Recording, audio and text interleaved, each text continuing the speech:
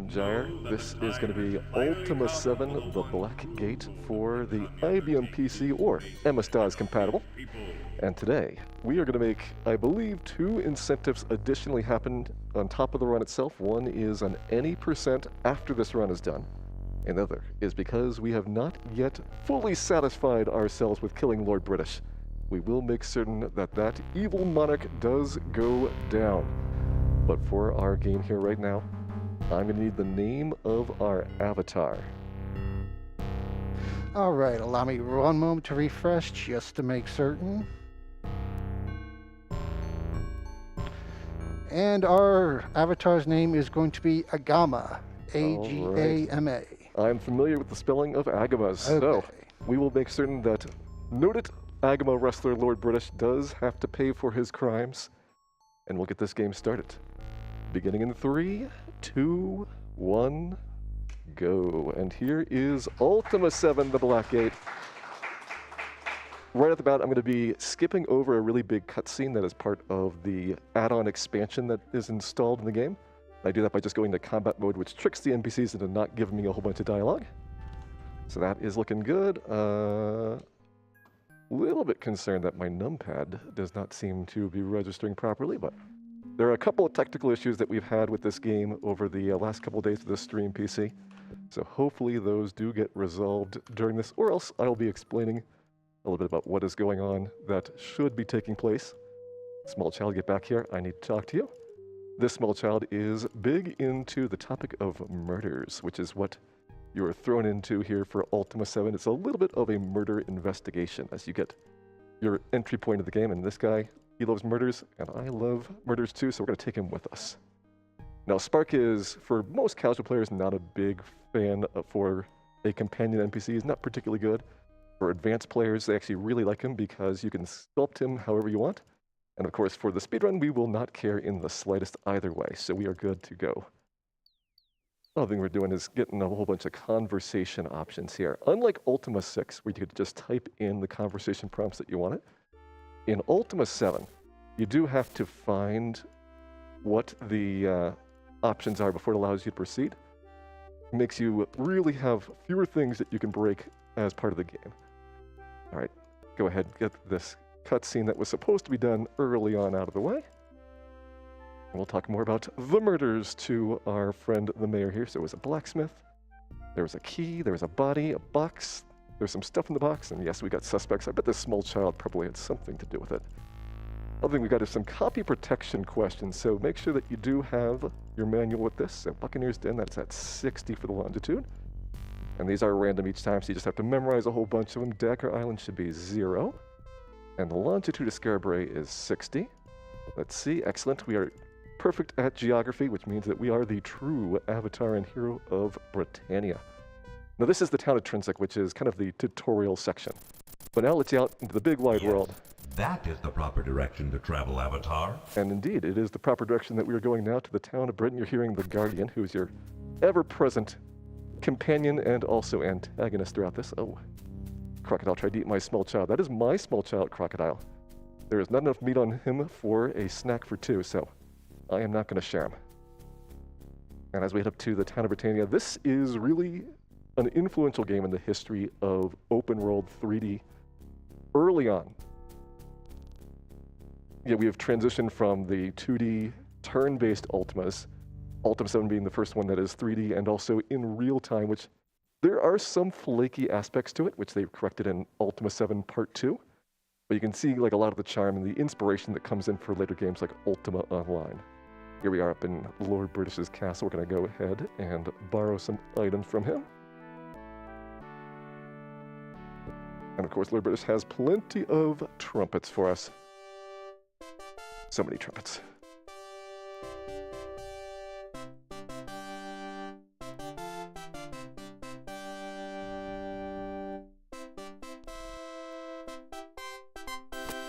I know I'm doing good if I'm in the secret passageway before the trumpets even stop playing. So here we are, heading up to where there was a cache of items from, allegedly, your playthrough of Ultima VI. And if you check my playthrough from RPG Winter Break last year of Ultima VI, there is only 2 things I really had. One was a balloon, The other was the dead body of Lord British, and I'm going to come out of this castle with one of those two items here today. Well, so while I'm doing this, this would be a good time for our host to go and introduce anything you'd like to talk about for our charity marathon here. All right. I just want to take a moment to remind you all we do have a few bids coming up for next games. We still have a naming character incentive for Elder Scrolls 3 Morrowind that is coming up next. And then we also have Fight Lingering Will Super Boss for Kingdom Hearts 2 Final Mix Randomizer. Got some time for that, so please think about it. And then, real quick, have a $25 donation from Prof NES. No comment, but thank you. Thank you very much for that, Prof NES. We're talking to Nistel here to buy some spells. Nistel's a recurring character in the Ultima series. See him a lot as Lord British's confidant, but in Ultima VII, there has been something weird that's happened with all the mages of the world, and that's part of the investigation that you're figuring out here. So he is a little bit strange right now, but we can still go ahead and buy 2 spells off of him, one of which is going to be Unlock Magic. The other one was Telekinesis that I got earlier. All right, there we go. Like we got all the spells. No, I do not want reagents. What I want to do is get to the murders. So let's see, it is currently 7:45 in the morning. Means that we need to have an alibi. So I'm going to be taking a nap for a while. Definitely nothing untoward happening while we are resting. Up here in the courtyard of Lord British's castle, there was a real-life event that this is based on. It's actually the only time in the Ultima series that there is an intended way to kill Lord British. Normally we have various mechanisms that we use in order to sneakily trick the game into offing that monarch, but one day during the development of the Ultima series, Lord British was walking out of an office building, and there was a metal rod on the side of the building that hit him on the head. And it was a serious injury. He recovered from it. But they did put that into Ultima VII here. So we are standing right outside the throne room of Lord British. Got to hide behind the trees so that nobody sees us. Especially not that old man down there. And we're going to wait for Lord British to come out of his office. I think I see him. That is precisely the thing to do, Avatar. And I think we have managed to kill Lord British. Now there is a will and testament from him on his body, which is a really strange thing for somebody to be carrying around their will. I imagine it is probably for insurance fraud purposes. But that is our first incentive out of the way. And with that, let us head off into our adventure. Excellent. We even got first try on the doorway. There is the moon gates of the Britannia system have kind of been thrown into disarray by the Guardian. There's actually a chance that you just bonk on those doorways as you go travel through them. So we've headed here off into the town of Cove.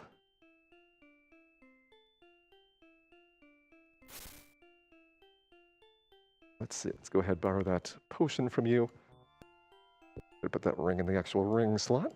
I've got a box, I've got a wand. Of course, if you got a box, you got to put rocks in your box, otherwise, what's the point of the box? There we go, 4 rocks, 1 wand.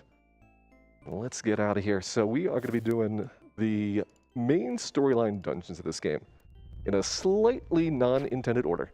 But this is a very free-form and open-world game, so the fact that you can get to all the dungeons is totally intentional. We're going to be skipping over some of the side questing that's typically involved in it. All right, good. Got away from that bandit or that wolf or whatever it was. When you are in combat or facing an enemy, you travel way, way slower. As you'll see here, the game limiter for speed was a feature implemented in Ultima VII Part 2. But in Part 1, they were just kind of experimenting with a lot of the real-time aspects. So there was a little bit of jank every now and then. Also be taking a safety save going through. You see a bunch of backup saves I have just in case we have any of the tech problems pop up. I'll have a way of recovering from those areas. But here we are into our first major dungeon. I'm hoping to not see any spooky ghosts. Okay, that's a lot of spooky ghosts. Let's load that safety save we made up and try that walk again. Okay to get those green guys that throw rocks at us, but the ghosts we do not want to see. Okay. Try again.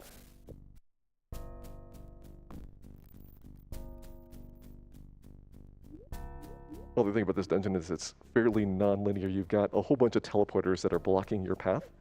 And that is supposed to be the major objective of the dungeon as well. But we're going to be using the small child to wedge our way past that. Okay, that is more of these guys that I know how to deal with. Let's see. All right, so we threw that. Hopefully it didn't take too much damage. I'll be able to check that in just a second.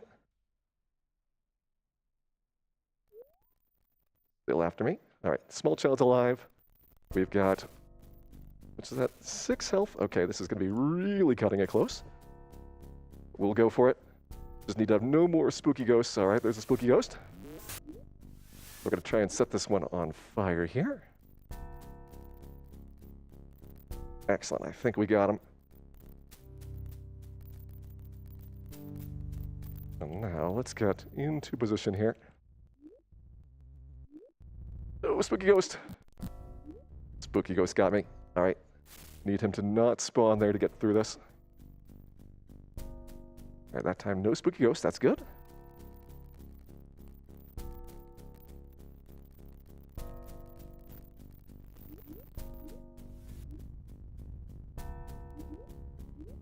Getting our avatar lined up and separate through our obstacle there. So you're not supposed to be able to get through that without having this hourglass from the timeline, but we've used the body of the small child to just wedge ourselves perfectly into that 1 pixel gap on the side. And that saves about 7 or 8 minutes in terms of your total questing, pretty much the largest of the glitches that you have in Ultima 7. Right there to get the sphere generator destroyed a little bit early. And now all we have to do is get out of here. All right, well, the small child may be having some difficulties, but we are still alive. And that is the important part here. All right. Headless guy. All right, made it past him. As long as we don't get any more spooky ghosts, we should be okay here. If something is spawning around the corner. Okay, another one of those guys. And for some reason, the small child has returned. That's okay, he's down again. Poor Avatar. And I think we are getting out of here. So there is our first of our 3 major shape dungeons done. I'm sure that small child is doing fine. He wanted to stay over there with the mice and the spooky ghosts.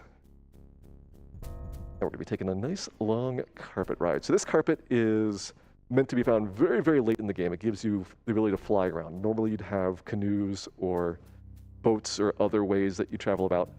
But this allows me to very quickly get from point to point without having to do a whole lot of stuff on the side for it, which helps out tremendously. All right, down we go. All right, while we're taking the magic carpet, Brad, mind if I go for one thing real quick? Go real quick. I just want to point out real quick, we have passed $30,000 donated total. Thank you, everyone. Awesome, that is wonderful to hear. And I'm very appreciative as well for all of the people that donate for both of our Ultima games here today.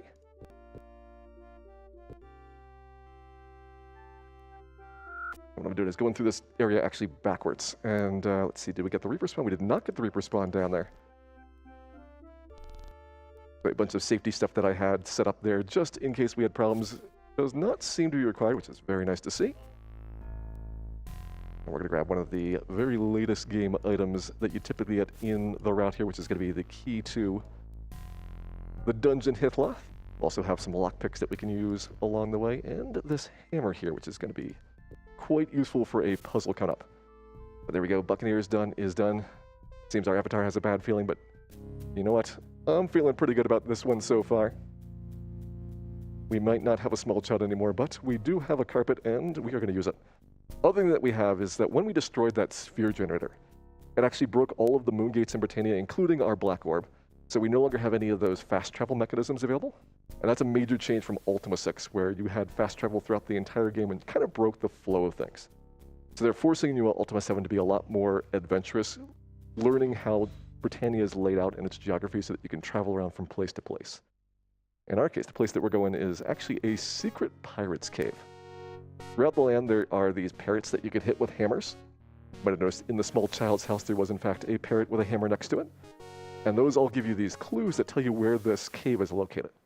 But since we have played this game before, we can go right there. You had best not do that, Avatar. He's mad that I'm stealing his pain rocks, and let's go ahead and grab some stuff here. This gold is actually not important to us. We're getting it out of the way. One of the aspects of the 3D nature of this game is that you can actually build things to walk over or climb. In this case, the gold bricks are actually blocking you from the back of it. We put those gold bricks back, since we don't actually care about those. Grab some glass swords. And Glass Sword is a very famous item in the Ultima series. It does a tremendous amount of damage, but can only be used once. So I've got 4 times that I can attack things in this game with those Glass Swords, and that makes up for the fact that we're not doing any leveling, any bit of combat practice, and we only have the avatar with your very basic starting equipment. So we are completely outmatched by all of the obstacles that we're going to be facing here momentarily. And now earlier on I told you about skipping over a quest that was intended for the sphere generator. We're going to be doing the rest of those quests right now that we need to have for the tetrahedron and the cube. The first thing I'm going to do is grab some thread. We're going to go fight the stone harpy here. This is normally an incredibly tough fight, very dangerous, but with our glass sword we should be able to just go one-shot it. I'm going to grab our loot here if I can get this key to work. There we go.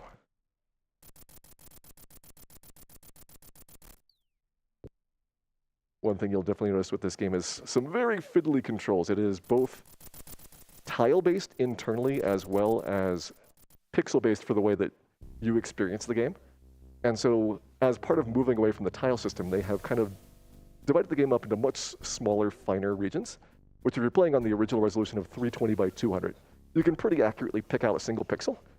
But for modern systems, it's a little bit tougher to be dead on for some of those selections. As I'm traveling here to talk to Penumbra, if you got anything else to tell us about our charity and our event here, that would be an excellent time to do so. Alrighty. We have a $50 donation from Dark Sword Huge Blade. It says, shout out to Geyer and all the Final Fantasy pals. Here's the mental health. We have $25 from Rogue with Whimsy. No comment, but thank you. We have $150 from Anonymous and $25 from a different Anonymous. Thank you very, very much. Awesome, and thank you everybody for donating. It's an excellent cause here for NAMI, the National Alliance for Mental Illness. Very glad that we get to support that for RPG Limit Break each year. That was a puzzle I just did where you have a whole bunch of these clues that you get in the runic language of the Ultima series you have to translate. The really neat puzzle, but of course we are speeding through this as fast as we can. We don't get to see all of the fun, small details. Go ahead, take out that wand that we got earlier, the sphere. Drop down those rocks that we picked up. These magic rocks are called Black Rock, and they're part of the Guardian's ultimate plan to conquer Britannia. But they also block out the Guardian when used appropriately. We're going to go ahead and wake up Penumbra here. And you might remember when I talked about Nistel, there was something wrong with all the mages of the world. And so by surrounding Penumbra with the rocks, she's been asleep for 200 years. She's not affected by the Guardian, and so she's able to charge up a ring for us. The ring is the major quest item that you're supposed to have for the tetrahedron dungeon coming up. You don't have that item, then you fall asleep when you approach the tetrahedron. The sphere that we did was supposed to be protected by that red moon gate that prevents you from getting close to it. And there's a third major dungeon, which is the cube, and that one is protected by having a special helmet, otherwise you just take a massive amount of damage when you walk close to it. And there is some symbolism, it is claimed, between those shapes and Electronic Arts, who had the logo of the cube, tetrahedron, and the sphere. And Electronic Arts would actually go on to acquire Origin Systems shortly after this game came out. So this was the last of the major efforts that Origin did before becoming part of EA. And eventually, when they were disbanded, the property for Ultima has not been developed recently, but fortunately you can still get all these wonderful games on places like GOG.com. Gives you very easy access ways to play some of the old DOS games that are out there. All right, let's go ahead. We did our safety save. We unlock here, approaching the tetrahedron momentarily. In addition to the Guardian having the sound that we have to have the ring for, there's also this big beast inside, which, because I've got a glass sword, it's an easy fight. Otherwise, that is a really tough encounter. One of the hardest in the entire game to deal with here. But now let's go ahead, sneak our little piece back out. And I'm using invisibility throughout most of this game. I've picked up 3 invisible rings throughout here, and rings and potions have basically random timeouts. So there's not a set amount of time that this is going to last, and if we reload a save, we can sometimes get lucky and have it continue persisting longer. So we are Gonna be definitely carrying those 3 rings throughout. That was the magic ring that we just made there, so we no longer need that quest item. And we can head on to grab our quest item for the cube coming up, which is going to be getting this thing called Catalyte Ore. Now, this is just something that is for Ultima 7. I don't think it is really in the lore for other Ultima games. But you have, you're flying over here on the carpet, a perfect view of the ore, but because it is a 3D game and everything is modeled, including all the dungeons and their layouts, which was a first for the Ultima series, we have to actually go the long way around here because our carpet can't squeeze into that narrow gap. Let's set ourselves down and prepare to go in. All right, looking good there. Let's be able to get our ring on for safety. You're going to get destroyed if you are not invisible throughout most of this game. So these rings and the corresponding black potions, which are potions of invisibility, are super important to have throughout here. All right, there's plenty of jellies, so it looks like we are going to have a little bit of lag going through here, but I think it should be okay. Excellent. Spells will sometimes fizzle when there's a lot of lag going on, so I'm glad our spell there worked. And now let's go pet our dog here. Of course, dogs do not like to be petted, so we're going to put him to sleep, hopefully, and then talk to him while he's asleep.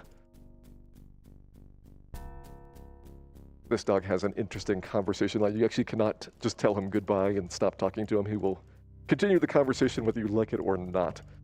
You have to figure out what the optimal series of prompts is to get him to talk to you there. There we go. Dog has been petted. Go ahead and grab our ore that we passed over when we were flying in here. And we broke our first ring. So I've got 2 more rings. I'm okay with breaking the first ring. The second ring, I get nervous if that one breaks. I'll have to take more frequent safety saves to protect myself in that case. But we are still doing okay here. And since I've got a bit of travel time, if you want to have one more time for our host to read anything, this would be an excellent time to do so. All right, just real quick. I just want to say NAMI serves as a preeminent resource for people searching for life-changing guidance, information, and support as they navigate mental health conditions. Their website alone serves more than 12 million unique visitors annually. Do you really know where you're going, Avatar? I kind of know where I'm going. I'm making a lot of this up as I go, but, you know, it's working so far. So we should keep doing it. We're going to go talk to Zorn, who is the only person that's capable of forging the helmet that we need to protect ourselves from the cube. And Zorn, like all the other NPCs in the game, has a rather intricate system of like a day-night cycle where he's got scheduled tasks to go to work or to go to sleep or go to the bar or things.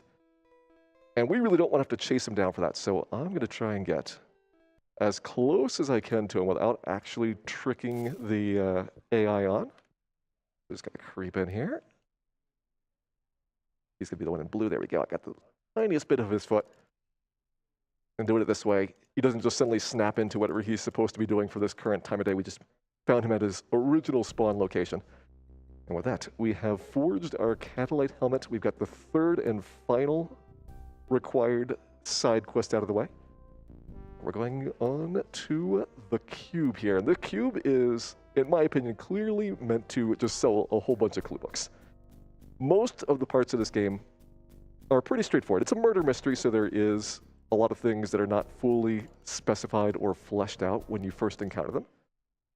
But the cube has a definite stretch where the only thing I can think of is that they wanted to get your 1995 from buying the clue book here. So you'll see that momentarily as we go in. So very basic dungeon, simple to navigate through here.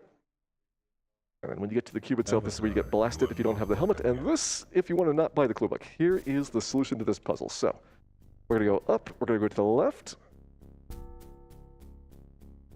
Going to see what's up with my keyboard. It's moving really slow. All right, up here, down here, over to the left.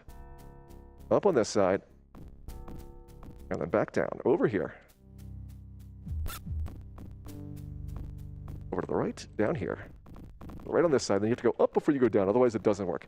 Every time I'm hitting a trigger, it will be adding or deleting platforms on here for doing this. And it's also not obvious for where you can actually walk. So a lot of this, you kind of have very significant trial and error. This is actually not the correct path, even though the Guardian claims it is. They're going to take a little bit of fire damage there. Down and around the corner here. Still going. Make sure that you've got your notes following along all the way to the left here. then back to the right, and then we're going to go down to the right, go up first again before you go back down. Avatar. And you go around here on these platforms. It looks like it's connected. It is not. Over to the left one more time. There is one last trick. Think again. And there is our cube. So that'll be on the test later. Make sure that you do have that all memorized for your playthrough of Ultima 7 coming up.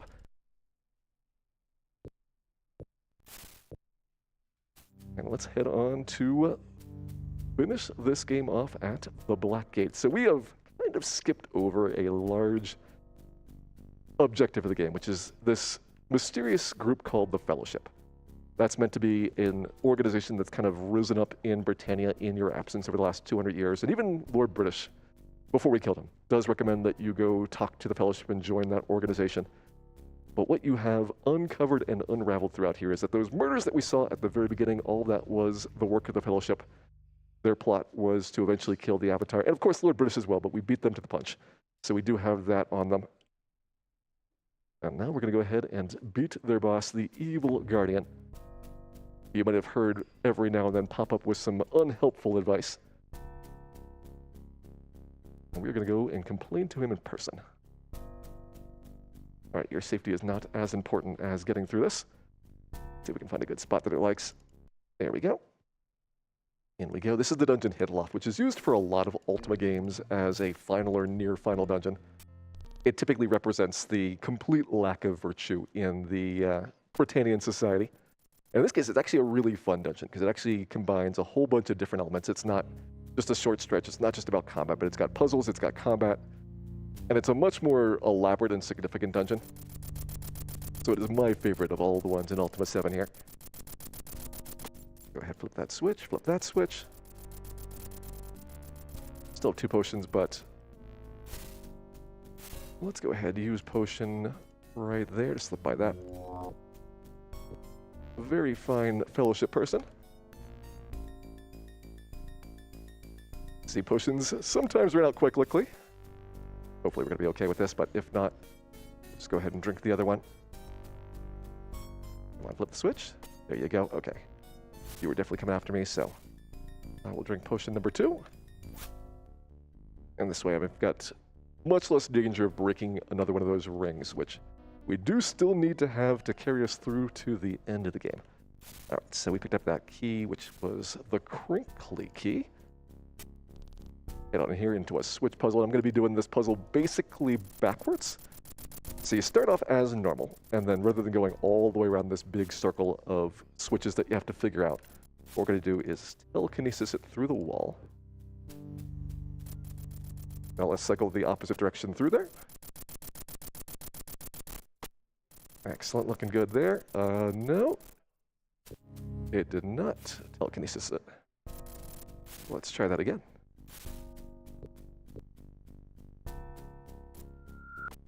All right, that time it definitely switched.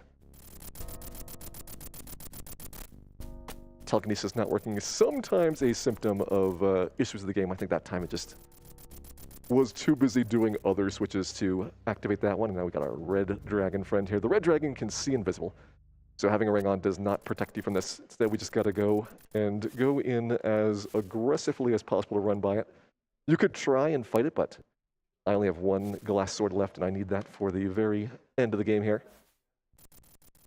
Let's see. Okay, 1 munch. It's fine. Ooh, think we got him. Yeah, we'll just kite this dragon around. I think we have made it through, so that's the first half of Hidloft done. Now we can see all of these Fellowship people here that are hanging out.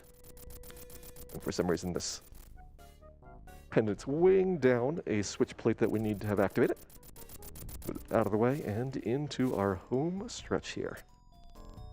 So I haven't really explained the category for this game, which is the good ending and no debug room. Also, this is not supposed to be me walking through walls. This is a graphical glitch that this particular PC has. Hopefully your version does show you where you're supposed to walk, but if not, there's the pathway through. And we'll have a couple more sections where it looks like I'm walking through walls, which is not the mechanic in here. The mechanic is to play musical thrones, and this is a really creative use of their engine to make the game more expansive. In early 3D, it's very tough to have anything that you can modify, like changing where walls and doors and such are. And what they're doing is they're using hidden teleporters to make it seem like you're in the same room, but it's actually a different copy of it. And they use that a couple times throughout the game. For example, if you want to spy in on an NPC walking around, it'll use a different copy than the real version of it, and that way you don't have to worry about any problems with like scripting and things like that. So they pushed this engine really, really hard in the course of developing Ultima 7, and it's one of the reasons why it definitely became very iconic in terms of really defining the look of 3D open-world RPGs for years to come. Got one more throne to sit on here. And we are coming up on the Black Gate, which means it is almost got to be time. Once a cutscene happens, the final graphical cutscene is when I will call time for it. But before we get there, there is a really big soft lock that you can have happen, which we are going to try and avoid here. Let me get all of my stuff out that we've collected. So we got cube, we got the sphere, we got this wand we picked up. And we'll start dropping these into place. And what I need to do is kill one of these guys here. This is Hook, who we need to hit. And we don't want Batlin to fail to run away. It's like right there, Batlin decided to not teleport out, which is going to soft lock the game, so we're going to reload and try that again. And essentially what happens here is that Batlin is used in the storyline for Ultima 7 Part 2, and so they have a gimmicky way to make certain that he is not killed during battle. But as a result, it can sometimes break the game, and with that, we are at time. That is Ultima 7, The Black Gate. And we have thwarted the Evil Guardian's plans. Also with some murdering of Lord Burtis along the way. And we did promise to do a second run of this game, which is going to be an any % run. This is the good ending. We managed to stop the Guardian. We did it mostly legitimately. There was one time through there where we had to use a somewhat minor glitch to get past one of the quests more quickly. But there is a much, much faster way of doing that, so I'm going to actually quit out of the game here so that we can set up that run here.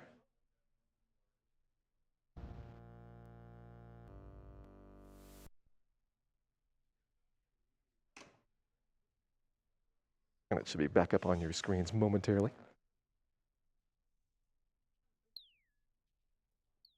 There we go. All right, and then let me know when it is good to go for our any % run. All right, I'm getting the thumbs up, so we're going to start a brand new game. Let's continue on with the adventures of Agama here. And let us begin an any % run starting in 3, 2, 1, go. Now, exact same start here. We're going to use that combat glitch to skip through the big cutscene that is supposed to be accompanying Runes of Virtue. You got the add-on installed. It talks about this earthquake, and it takes like 2 or 3 minutes to get through, and we definitely don't want to sit through that.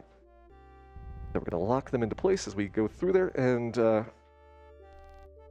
want to go fast. Our pants are weighing us down. We're just going to take them off, put them under this tree here, and suddenly we're in this weird place. And this is part of the QA testing for the game.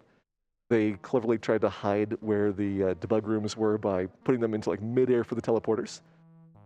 You might hear the Wing Commander theme, another one of the Origin products playing in the background, but here we've got a nice little room with a lot of magical items. We'll grab one of those rings that we were using. In fact, just in case we need a backup, I'll grab a second ring. I've already broken a ring. That is impressive. Let's grab a third backup ring. Clearly we're going to need it.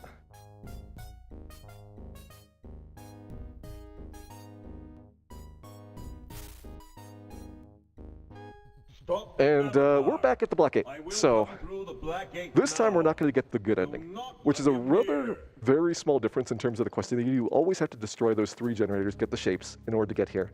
The one thing that we're not going to do is we're not going to kill Hook, and we're not going to use the wand on the gate.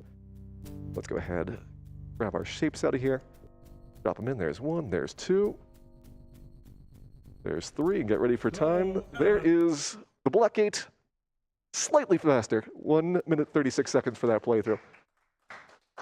And now you're going to see what happens if you don't fulfill all the objectives. You flee home, you never defeat the Guardian, and unfortunately, because of your unvirtuous performance, that is the end of Ultima 7. I've been having a great time being here. My name's Jair. You'll often see me playing things like Final Fantasy, Dragon Warrior, and of course, Virtual Highlight, all legends of the historical RPG series. Have a great day, and thank you very much once again, RPG Limit Break. Enjoy the rest of the show.